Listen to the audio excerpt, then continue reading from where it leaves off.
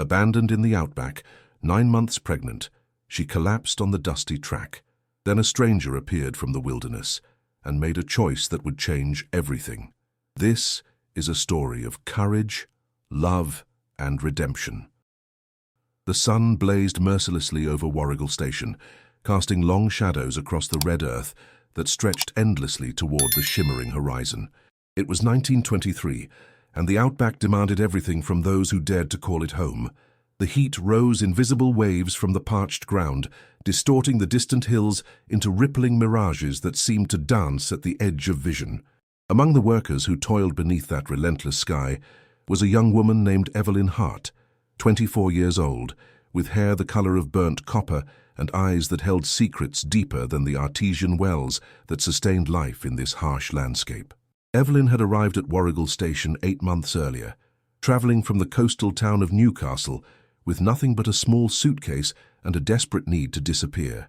The journey had taken nearly 2 weeks by various coaches and carts, each mile carrying her further from the life she had known and the shame that had driven her away. She had worn loose clothing from the very beginning, her posture deliberately curved, her aprons always oversized. The other workers assumed she was simply modest, perhaps from a strict religious background. Nobody questioned it. In the outback, people understood that everyone carried burdens they did not wish to discuss. She had found work in the station's kitchen, rising before dawn to prepare meals for the drovers and stockmen who spent their days beneath the punishing sun. The kitchen was a world unto itself, hot, busy, filled with the clatter of pots and the sizzle of meat on iron stoves. The work was hard, but Evelyn embraced it with a quiet determination that earned her the respect of the head cook, Mrs. Patterson, a weathered woman who asked no questions and expected only honest labor in return. For months, Evelyn had managed to keep her secret hidden. She avoided lifting heavy objects when others were watching, claimed stomach ailments when the morning sickness became unbearable, and always positioned herself behind tables and counters where her growing figure would not be noticed. She had become skilled at the art of concealment, learning which angles made her appear slimmer, which tasks kept her safely out of scrutinizing gazes. The loose dresses and aprons had served her well, and she had begun to believe that perhaps, just perhaps, she might carry this secret until she could find a solution. But the body has its own timeline, and secrets cannot be hidden forever. It happened on a morning like any other. The kitchen was sweltering, even more so than usual, with steam rising from every pot and the air thick with the smell of baking bread and boiling vegetables. Mrs. Patterson had asked Evelyn to help carry a large pot of stew from the stove to the serving table. Evelyn had hesitated, feeling the familiar warning tightness in her belly, knowing the risk but refusing would have drawn suspicion. She gripped the handles, feeling the weight pull against her body, and took a step forward. The contraction came without warning. It was sharp and sudden, a wave of pain that made her gasp and lose her balance. The pot clattered to the floor, stew splashing across the wooden boards in a spreading brown puddle, and Evelyn stumbled backward, her hands instinctively going to her belly. The movement pulled her dress tight against her body, and in that moment, the truth she had worked so desperately to conceal was revealed to everyone in the kitchen. Mrs. Patterson's hand flew to her mouth, her eyes wide with shock and something that might have been disappointment. One of the younger kitchen girls let out a small cry and stepped backward, as though proximity to such scandal might be contagious. A drover who had come in for his morning tea stood frozen in the doorway, his face a mixture of discomfort and judgment, before he turned and walked away without a word, his boots heavy on the wooden porch. The news spread through the station like wildfire through dry grass. Within the hour, whispers filled every corner of Warrigal Station, in the stables, the shearing shed, the workers' quarters. 2 women stood near the water pump, their voices low but their words sharp as they drew water for the day's washing. "Should have known something was wrong with her," one murmured, shaking her head slowly. "Coming here alone like that. No family, no husband." The other nodded, her lips pressed into a thin line of disapproval. She should not have been here at all. By midday, Evelyn had been summoned to the main house to face Harold Whitmore, the station owner. His homestead stood apart from the workers' quarters, a grand structure of weatherboard and iron that proclaimed his status in this remote corner of the world. He was a large man with a face weathered by decades of outback living, and his eyes held no warmth as he looked at the young woman standing before his desk. His wife stood beside him, her expression one of barely concealed disgust. her silk dress rustling with each small movement of disapproval. "This is a respectable station," Whitmore said, his voice cold and final as a closing door. "We cannot have this sort of thing here. The reputation of this property, the sensibilities of the other workers, I will not have them compromised. You will leave today." Evelyn tried to speak, tried to explain, but the words caught in her throat. What could she say? What explanation could possibly change anything? She watched as doors that had once been open to her now closed one by one. A stockman she had spoken to just yesterday looked away when she passed. A woman who had shared stories with her over afternoon tea now refused to meet her eyes, finding sudden interest in the ground at her feet. She was given no water, no food, and no provisions. The station hands, who had once greeted her with friendly nods, now stood silent, watching as she gathered her few belongings from the workers' quarters. Mrs. Patterson, who had been kind to her for 8 months, stood in the kitchen doorway with tears in her eyes but said nothing. Even compassion, it seemed, had its limits in the face of social ruin. The unspoken rules of colonial society were clear, and no one dared to challenge them. By late afternoon, Evelyn found herself walking along the dusty track that led away from the station, the sun beating down upon her shoulders and the red earth stretching infinitely before her. Behind her, the buildings of Warrigal Station grew smaller and smaller until they were just shapes against the horizon. The nearest town was more than 40 miles away, a distance that might as well have been the moon. She had no horse, no cart, no companion. She had only the clothes on her back, the child within her belly, and the desperate hope that somehow she would survive. The contractions began again as the sun started its descent toward the horizon. At first, they were manageable, waves of discomfort that came and went like the gusts of hot wind that swept across the plains. But as the golden light of late afternoon deepened into the amber of approaching dusk, the pains grew stronger, more insistent, more impossible to ignore. Each one forced her to stop walking, to bend over and grip her knees, to breathe through the intensity until it passed. Evelyn pressed on, placing one foot before the other, her breath coming in short gasps. The track stretched endlessly ahead, empty and silent save for the cry of a lone kookaburra somewhere in the distance, its call echoing across the empty landscape like mocking laughter. There was no shelter in sight, no water, no help of any kind. She was utterly, completely alone. The next contraction brought her to her knees. She knelt in the red dust of the track, her hands pressed against the earth, her body racked with pain that seemed to consume her entirely. The baby was coming. Here, in the middle of nowhere, with no one to help, no shelter, no water, her child was determined to enter this world. The timing could not have been worse, and yet the baby cared nothing for timing. Evelyn looked up at the vast sky above her, painted in shades of gold and crimson, as the sun continued its descent, and felt the tears streaming down her dust-covered face. She had never felt so small, so insignificant, so completely abandoned by everyone and everything she had ever known. This was how she would die, she thought, alone on a dirt track in the middle of the outback, with no one to mourn her passing. She collapsed onto her side in the dirt, curling around her belly in a protective embrace, her vision beginning to blur at the edges. The world seemed to be fading, the colors bleeding together like watercolors left in the rain. She could feel consciousness slipping away from her like sand through fingers. And then, just as the darkness threatened to claim her entirely, she saw something through the haze of pain and exhaustion. A silhouette, approaching slowly from the direction of the setting sun. The silhouette moved with the grace of someone who had walked these lands for generations. As the figure drew closer, emerging from the golden haze of the setting sun, Evelyn could make out the features of a young Aboriginal man, perhaps in his late 20s, his dark skin adorned with ochre and white clay markings that spoke of connection to country and ancient tradition. His name was Miru, though Evelyn would not learn this until later. He was a tracker, one of the finest in this part of the outback, a man who could read the land the way scholars read books. The markings on his body were not decorative, but meaningful, each line and curve a story, a connection to the dreaming that had shaped his people since time before memory. Miru stopped several paces away, his eyes taking in the scene before him with careful assessment. He saw the young woman lying in the dust, her body curled protectively around her swollen belly, her face pale beneath the film of red earth that covered it. He saw the fear in her eyes, the desperation, the absolute exhaustion of someone who had been pushed beyond the limits of endurance. He did not immediately approach. In his culture, there were protocols to be observed, boundaries to be respected. A woman in labor was in a sacred state, and the customs of his people dictated specific behaviors around such moments. But he also understood that this woman was not of his people, and she was clearly in desperate need of assistance. Evelyn watched him through pain-clouded eyes, her instincts warring with each other. Part of her wanted to recoil, to pull away from this stranger who had appeared so suddenly from the wilderness.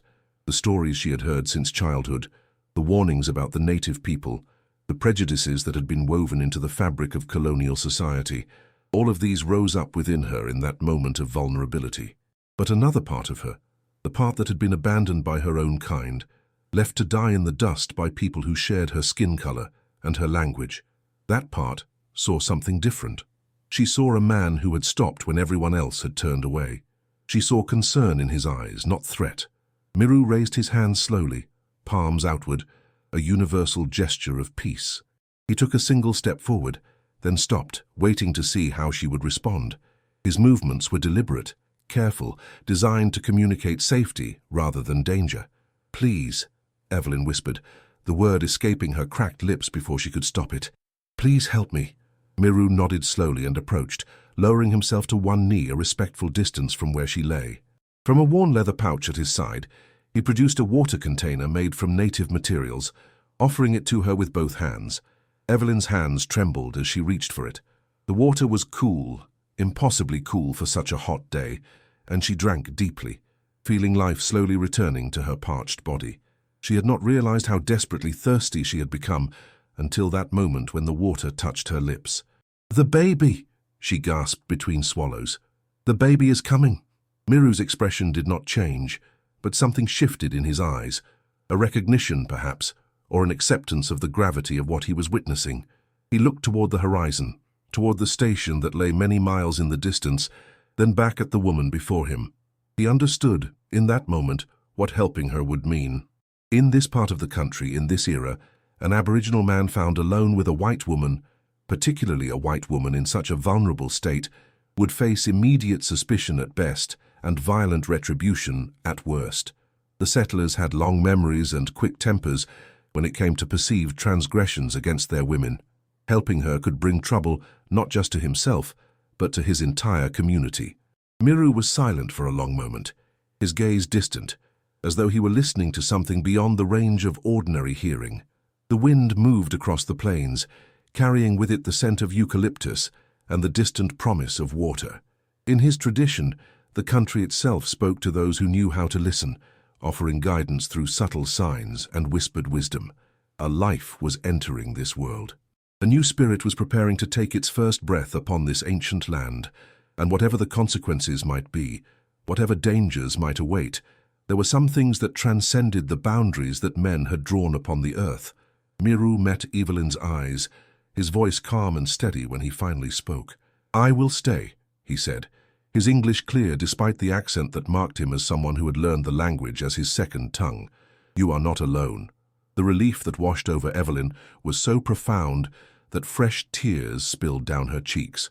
She had been certain she would die on this track, certain that her baby would never draw breath, certain that her story would end here in the red dust of a land that seemed to have rejected her entirely. But here, against all expectation, help had come from the most unexpected of sources. Miru wasted no time. He rose and began to move with swift purpose, his eyes scanning the surrounding landscape, with the practiced assessment of someone who had survived in this harsh environment all his life. Within moments, he had identified a cluster of ghost gums nearby, their shade offering some relief from the still fierce heat of the late afternoon sun. "Can you walk?" he asked, gesturing toward the trees. "Small distance only." Evelyn nodded, though she was not at all certain she could, but Miru did not wait for her to try alone. He positioned himself beside her, not touching but close enough that she could use his presence for balance if she chose. Slowly, painfully, she managed to rise to her feet. The walk to the ghost gums took far longer than it should have, each step an exercise in determination and willpower.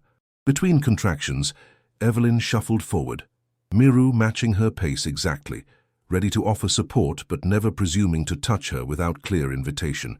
It was a dance of respect and necessity, two strangers bound by circumstance to navigate a situation neither had anticipated. Once they reached the relative shelter of the trees, Miru began to work with remarkable efficiency. He gathered fallen branches and broad pieces of bark, constructing a simple shelter that would shield Evelyn from the worst of the elements. He collected specific plants from the surrounding bush, leaves and roots that his grandmother had taught him would ease pain and prevent infection. "Drink this," he said, offering her a mixture he had prepared with water from his container and crushed leaves. "It will help with the pain." Evelyn hesitated for only a moment before accepting. She had no other options, and something in Miru's manner inspired a trust that surprised her. She drank, and within minutes, the sharp edges of her pain began to soften slightly, becoming more manageable. As the sun continued its descent toward the horizon, painting the sky in brilliant shades of orange and pink, Miru sat a respectful distance away, maintaining vigil while giving Evelyn whatever privacy the circumstances allowed. He hummed softly, a melody that seemed as old as the land itself, and somehow the sound was comforting in a way that Evelyn could not explain. The hours passed slowly, marked by the deepening colors of the sky and the increasing intensity of Evelyn's labor. Miru remained steady throughout, offering water when she needed it, preparing more of the pain-relieving mixture, speaking words of calm encouragement in his gentle, accented voice. "The country watches," he said at one point, his eyes on the first stars appearing in the darkening sky. "The ancestors know a new life is coming. They will protect." Evelyn did not fully understand his words, but she found comfort in them nonetheless. Here, beneath the vast canopy of stars, attended by a stranger who had become something more, she felt less alone than she had in months. The night deepened and the time drew near. The last light of day surrendered to the velvet darkness of the outback night as Evelyn's labor reached its final, most intense stage. The stars emerged one by one, then in cascading multitudes, until the entire sky blazed with the ancient light of countless suns. The Milky Way stretched overhead like a river of luminescence, and the Southern Cross pointed its eternal direction across the heavens. Miru had built a small fire, positioned carefully to provide warmth and light without risking the dry grass that surrounded them. The flames cast dancing shadows across the shelter he had constructed, creating patterns that seemed almost alive, almost meaningful. He had seen many births in his community, though always from a distance, as the women of his people handled such matters among themselves according to sacred tradition. But circumstances had placed him here, and he would not fail in his duty to this new life seeking entry into the world.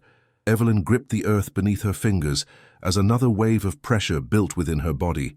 The pain-relieving plants Miru had prepared took the sharpest edges from her suffering, but nothing could eliminate the primal intensity of bringing new life into the world. She breathed as her body demanded, pushing when every fiber of her being screamed that she must push, resting when momentary respite came between contractions. "You are strong," Miru said from his position near the fire.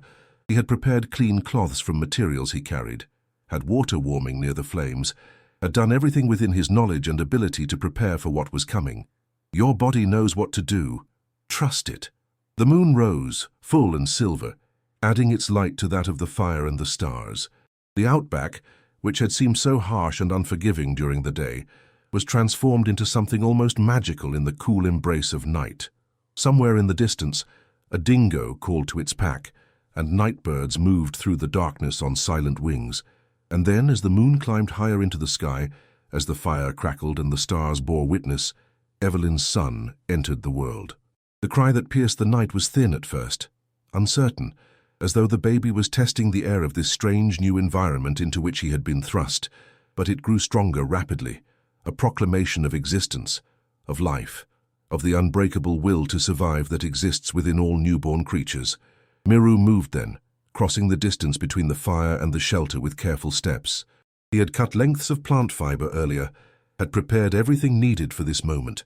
With hands that were surprisingly gentle despite their calluses, he helped Evelyn complete the final stages of the birth, tying and cutting the cord that had connected mother and child, wrapping the baby in the cleanest cloth available. He held the child for just a moment, looking down at the small face scrunched in displeasure at the sudden cold of the open air. Something passed across Miru's features, wonder, perhaps, or reverence for the miracle that had just occurred under his watch. Then, with a respect that bordered on ceremony, he placed the baby in Evelyn's waiting arms. A boy. he said quietly. A strong boy. Evelyn held her son against her chest, tears streaming down her face, her body trembling with exhaustion and emotion. She had imagined this moment many times over the past months, alone in her narrow bed at the station, wondering how she would manage, wondering if she would survive. But she had never imagined it would happen like this. Under the stars of the outback, assisted by a stranger who had become something more, she had brought her child into the world. The baby quieted almost immediately upon being placed in his mother's arms, his thin cries fading to soft murmurs. But when Miru leaned closer to check that all was well, the child fell completely silent, his unfocused eyes seeming to seek the face of the man who had helped bring him safely into the world. Evelyn looked up at Miru, seeing him clearly for the first time, without the haze of pain and fear that had clouded her vision. He was not much older than she was, she realized, and his face, beneath the traditional markings, held a quiet dignity that transcended the boundaries of culture and race. This man had saved her life. He had saved her son's life, and he had done so knowing the risks, knowing the consequences that might follow. "Thank you," she whispered, the words entirely inadequate for what she felt. "Thank you." Miru smiled, a small quiet smile that transformed his serious features. "The country provided," he said simply. "I only did what was needed." He returned to his position by the fire, adding more wood to keep the flames burning through the night. The temperature in the outback dropped dramatically after sunset, and warmth was essential for both mother and newborn. He set about preparing more of the herbal mixture, this one designed to help Evelyn regain her strength and encourage the production of milk for her infant. The night deepened around them, peaceful and still. The crisis passed, a new life successfully welcomed into the world. But dawn brought new challenges. The sound of approaching hooves shattered the morning quiet, just as the eastern sky was beginning to lighten. Miru was on his feet instantly, his body tense with awareness, his eyes scanning the track that led toward the distant station. Two riders emerged from the morning mist, their forms solidifying as they drew closer. They were station hands from Warrigal, their faces hard with the particular expression that marked men who had come looking for trouble. "Well, well," the larger of the two said, reining in his horse a dozen yards from where Evelyn lay with her baby. The little runaway didn't make it far. His eyes moved to Miru, and his expression shifted to something darker. "And what do we have here? A black fella keeping company with a white woman." Evelyn felt fear grip her heart. She clutched her baby closer, her eyes darting between the two riders and Miru, who stood completely still, his face showing no reaction to the implied threat. "This woman was in trouble," Miru said, his voice calm and measured. "I helped her, that is all." The second rider laughed, an ugly sound that held no humor. "That is all? A native man alone with a white woman all night, and that is all?" He swung down from his horse, his hand moving toward the stock whip coiled at his belt. "Leave him alone," Evelyn said, her voice stronger than she had expected. "He saved my life. He saved my baby's life. He did nothing wrong." "Nobody asked you, girl," the first rider snapped. "You've caused enough scandal already." Miru remained still as the second man approached, his body language projecting no threat, no challenge, but also no submission.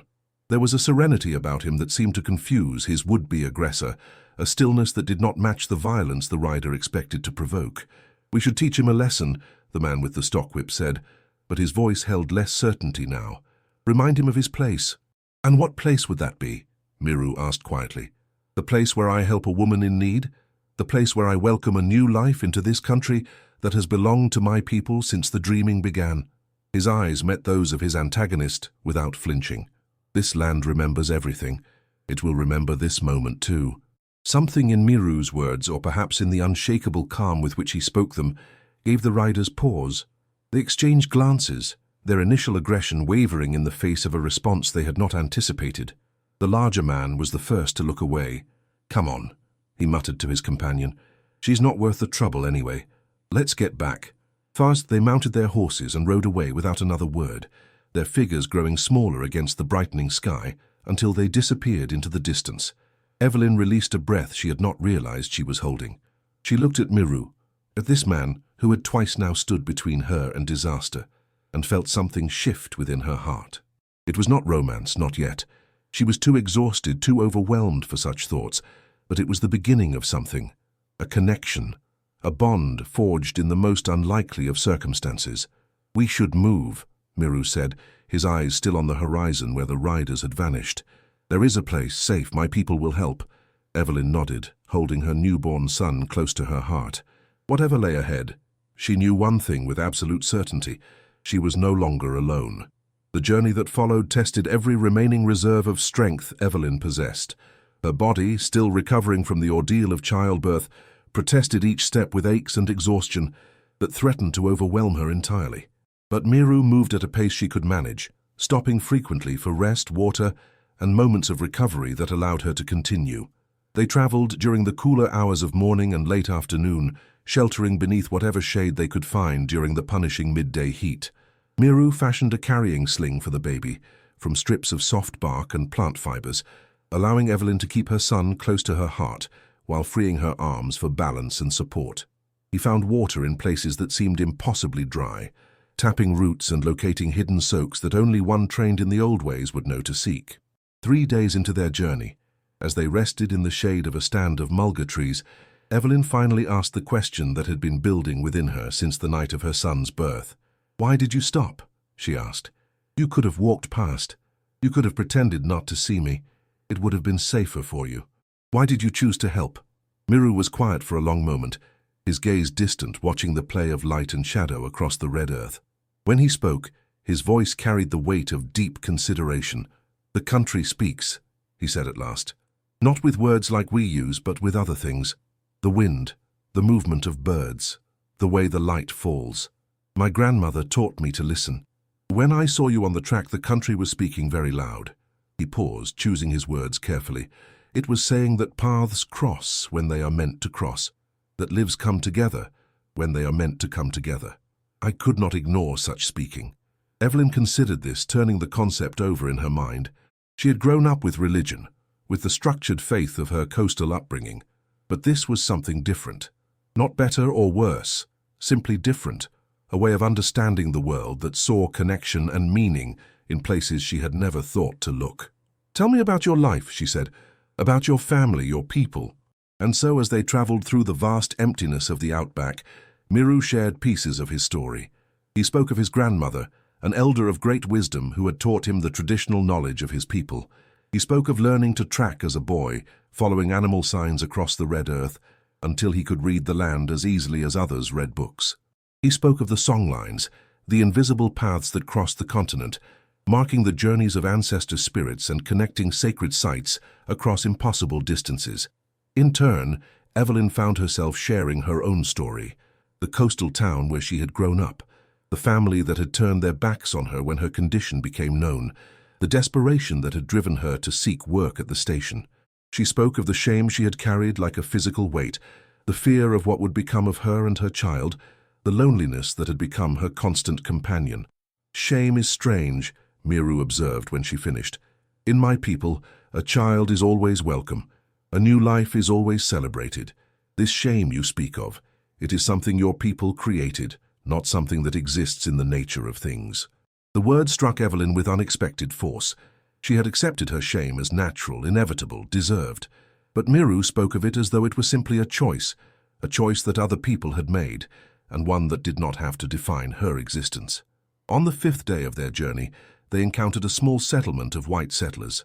It was little more than a collection of rough buildings clustered around a watering hole, but it represented civilization of a sort, and Evelyn knew that their passage through would be noticed and judged. The stares began as soon as they came into view. A woman standing outside a general store stopped mid-conversation to watch them approach, her face arranging itself into an expression of undisguised disapproval. 2 men sitting on a rough wooden bench turned their heads to follow their progress, their eyes hard with suspicion. A door that had been open-closed with quiet but unmistakable deliberation as they passed. "Mixed company," Evelyn heard someone mutter. "What is this world coming to?" She felt her cheeks burn with a familiar heat, the reflexive shame rising within her. But then she looked at Miru, walking beside her with his head held high, his dignity utterly unaffected by the hostile glances and whispered judgments. And she thought of what he had said about shame being a creation rather than a natural truth. She lifted her own chin and walked on. Beyond the settlement, the landscape began to change. The flat expanses of red earth, gave way to undulating hills dotted with ancient trees. Miru moved with increasing confidence now, recognizing landmarks that told him he was approaching his own country. "We are close," he said on the 7th day, gesturing toward a ridge of ochre-colored rocks in the distance. "My people are camped there near the sacred water." That evening, they were welcomed into Miru's community by an elder whose face bore the deep lines of accumulated wisdom and whose eyes held the quiet authority of one who had guided his people through countless seasons. His name was Warrican, and he listened without interruption as Miru explained the circumstances of their meeting and the journey that had brought them here. "The country guided you," Warrican said when the account was finished. His gaze moved to Evelyn, assessing her with eyes that seemed to see far more than her physical appearance. "And it guides her as well, though she may not yet understand how to hear it." Evelyn was offered shelter and food, accepted into the camp with a hospitality that stood in stark contrast to the rejection she had experienced from her own people. Women brought her clean cloths for the baby and showed her how to prepare the soft native foods that would nourish both mother and child. Children approached with curious but friendly faces, delighted by the tiny newcomer in their midst. But on their second night in the camp, crisis struck without warning. The baby, who had seemed healthy since his birth, developed a sudden fever. His tiny body burned with heat, and his cries, which had been strong and clear, became weak and frightening whimpers. Evelyn held him against her chest, tears streaming down her face, terrified that she was about to lose the child she had fought so hard to bring into the world. "Help him," she begged Miru, who had come at the first sound of her distress. "Please, you have to help him." A storm was building on the horizon, dark clouds gathering with the promise of the rare but violent rains that occasionally visited this part of the outback. Thunder rumbled in the distance, and flashes of lightning illuminated the billowing clouds. Miru did not hesitate. He spoke rapidly with one of the elder women of the camp, a healer who understood the medicinal properties of the plants that grew in this country. She described what was needed: specific leaves that grew near the water sources several miles away, roots that had to be gathered fresh to retain their healing properties. Without a word, Miru set out into the gathering storm. The hours that followed were the longest of Evelyn's life. The storm broke with fury, rain lashing down in sheets, lightning splitting the darkness, thunder shaking the earth itself. She sat in the shelter the women had prepared for her, holding her fevered child, watching the violence of the weather and praying to every power she could name that Miru would return safely. He came back just before dawn, soaked to the bone, exhausted beyond measure but carrying the plants the healer had described. The old woman worked quickly, preparing a poultice and a mild tea, applying and administering her remedies with practiced hands. Throughout the following day, Miru stayed by Evelyn's side, refusing to rest despite his own exhaustion. He held the baby during the brief moments when Evelyn's arms gave out, warming the small body with his own, speaking soft words in his traditional language that seemed to calm the restless infant. By evening, the fever broke. The baby slept peacefully for the first time since the illness had struck, his breathing even, and his small face relaxed. Evelyn looked at Miru, at the man who had risked his life in a storm to save her child, who had stayed by her side through every terrifying hour, and felt her heart expand with an emotion she had not expected to feel again. "I love you," she said quietly. The words came unbidden, surprising her with their truth. "I do not know when it happened, but I love you." Miru was silent for a long moment, his eyes meeting hers in the soft light of the dying fire. When he spoke, his voice was gentle but serious. "In my people's way, love is not just feeling," he said. "It is choosing to walk together even when the path is hard. The world will not make it easy for us. There will be many who look at us with anger, with disgust. Are you ready to choose that path, knowing what waits along it?" Evelyn looked at her sleeping child, then back at the man who had saved them both. The answer came easily. "I am ready," she said. "I choose you." The weeks that followed were marked by a quiet happiness that Evelyn had never expected to find in the outback. She learned the rhythms of Miru's community, the daily patterns of gathering and preparing food, the evening stories shared around campfires, the deep sense of connection that bound these people to each other and to the land that sustained them. Her son thrived, growing stronger each day, his cries becoming robust and his eyes increasingly alert to the world around him. But the outside world had not forgotten them. On a morning bright with the promise of spring, a rider appeared at the edge of the camp. He was a messenger from a pastoral property several days' journey to the south, a station that was known for being more progressive in its attitudes than most. The message he carried was for Evelyn Hart, whose story had apparently travelled further than she had imagined. The station owners, a couple named the Hendersons, were seeking a housekeeper and cook. They had heard of Evelyn's skills in the kitchen and were willing to overlook her circumstances, willing even to provide her with proper accommodation and a fair wage. It was an opportunity that many women in her position would have leaped at without hesitation. But the offer came with a condition. "You would be welcome," the messenger said, his eyes carefully avoiding looking toward where Miru stood at a distance, watching the conversation unfold. "But the position is for you alone. The Hendersons are understanding people, but there are limits to what their neighbors would accept. If you were to arrive in certain company, it would create difficulties for everyone involved." The words hung in the air between them, their meaning unmistakable.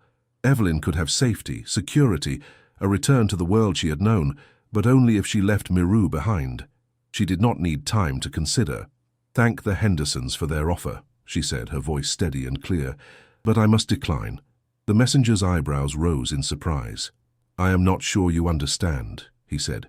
"Opportunities like this do not come often for women in your situation. You should think carefully before—" "I have thought," Evelyn interrupted, "and my answer is no." The rider departed, his face reflecting the bewilderment of a man who could not comprehend the choice he had witnessed. A woman choosing hardship over comfort, uncertainty over security, all for the sake of an Aboriginal man whom society deemed beneath her. It was beyond his understanding. Word of Evelyn's decision spread through the camp, reaching Miru before she had a chance to speak with him herself. When she found him that evening, standing at the edge of the camp looking out over the country that had shaped him, his face bore an expression she could not immediately read. "You refused," he said. It was not a question. "I refused. You understand what that means? The life you could have had, comfortable, accepted, safe. You turned away from all of that." "Why?" Evelyn moved to stand beside him, her eyes following his gaze toward the horizon, where the last light of day painted the sky in shades of amber and rose. Her son slept peacefully in the carrying sling against her chest, his small hand curled into a fist, utterly content and unaware of the weight of the moment. "Safe is not everything," she said quietly. "Comfortable is not everything. I spent my whole life being told what I should want, what I should value, who I should be. And when I needed help, when I was at my most desperate, it was not those safe and comfortable people who saved me. It was you." She turned to face him, reaching out to take his hand in hers. "My son's first breaths were drawn under the stars of this country, with your hands to welcome him into the world. His life was saved by your courage, your knowledge, your willingness to risk everything for someone who was a stranger to you. How could I walk away from that? How could I pretend that the people who would reject you are worth more than the man who chose to stay when everyone else turned away?" Miru was silent for a long moment, his eyes glistening in the fading light. Then, slowly, he raised their joined hands and pressed them against his chest, where she could feel the steady rhythm of his heart. "The country brought you to me," he said. "From the first moment I saw you on that track, I knew our paths were meant to cross. But I never dared to believe you would choose to walk beside me. The world makes that choice so hard." "Then I will be stronger than the world," Evelyn said. "We will be stronger together." In the days that followed, Evelyn and Miru planned their future. They would not stay permanently with Miru's community. His people had their own patterns of movement and existence, and Evelyn understood that she would always be something of an outsider among them, welcomed but never fully belonging. Instead, they would find their own path, somewhere between the world she had left and the world he had shown her. Elder Warwick called them to his fire on the evening before their departure. His weathered face was thoughtful as he studied the young couple and the child who represented their shared future. "The path you have chosen will not be easy," he said. "There will be those who hate you for walking it. There will be times when the weight of that hatred seems more than you can bear." He paused, his eyes moving between them. "But the country sees all paths, all choices, all courage, and it remembers. What you are building together, a bridge between worlds that have been kept apart, this is sacred work, even if the world does not yet understand it." He reached into a worn leather pouch and withdrew a small object, pressing it into Evelyn's hand. It was a stone, smooth and ancient, marked with the ochre symbols of the dreaming. "For the child," Warwick said. So he will always remember that he was born where two worlds meet, and that he carries within him the strength of both. So Evelyn accepted the gift with tears in her eyes, understanding the profound honor that was being bestowed upon her son. The following morning, as the first light of dawn touched the ancient rocks that surrounded the camp, Evelyn, Miru, and the baby set out on the next stage of their journey. They did not know exactly where they were going, what challenges awaited them, or how they would build the life they envisioned, but they walked forward together, their steps sure despite the uncertainty ahead. Behind them, the community watched until they disappeared into the golden light of the rising sun. Before them, the country stretched endlessly, ancient and patient, ready to receive the family that was being born upon its red earth. Evelyn looked at Miru, at this man who had appeared from nowhere to save her when all hope seemed lost, and felt a peace she had never known before settle into her heart. "What are you thinking?" he asked, catching her gaze. "I am thinking," she said slowly, "that I was wrong about so many things. I thought shame was natural. I thought judgment was deserved. I thought that being alone was my fate. But none of that was true. The only truth is what we choose to make true." Miru nodded, his eyes warm with understanding. "In my language, there is a word for what you describe. It means something like walking into sunrise, choosing to move toward light even when darkness seems easier. That is what we are doing. Walking into sunrise." The baby stirred in his sling, opening his eyes to gaze up at his parents with the unfocused wonder of the very young. His small hand reached out, grasping first at Evelyn's hair, then at the air toward Miru, as though trying to hold them both at once. Evelyn laughed, a genuine sound of joy that rose from somewhere deep within her, a sound she had not made in longer than she could remember. "He has the right idea," she said, "holding on to both of us. That is how we will face whatever comes." "Together," Miru agreed. "Together." And so they walked on, three souls bound by circumstance and choice, by love discovered in the most unlikely of places, by the courage to reject what the world expected and embrace what their hearts knew to be true. The outback stretched around them, vast and indifferent, beautiful and harsh, a land that had witnessed countless stories of loss and redemption, of separation and connection, of endings and beginnings. This was not an ending. This was a beginning, improbable, challenging, precious, a family forged not from the circumstances of birth, but from the choices of the heart, a testament to the truth that love can grow in the most barren ground, that hope can survive the darkest night, that the paths we choose matter more than the paths we are given.